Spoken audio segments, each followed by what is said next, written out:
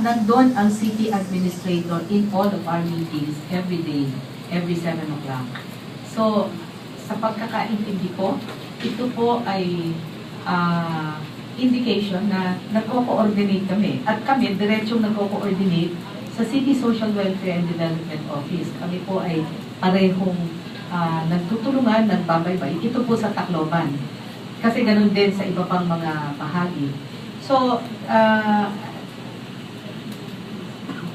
ang aking nakikita, maaring nagkaroon ng miscommunication, dala ng tension, dahil alam nyo, mayroong National Crisis Management Manual. And palagay ko, yung hinihiling na magkaroon ng isang dokumento na nagsasabing ito ang mga kailangan, ay bahagi ng pagkakaroon ng document na nasunod namin ang mga procedures. Kasi alam nyo, ang laking asset na pinasok namin dyan. Lahat kami responsable doon.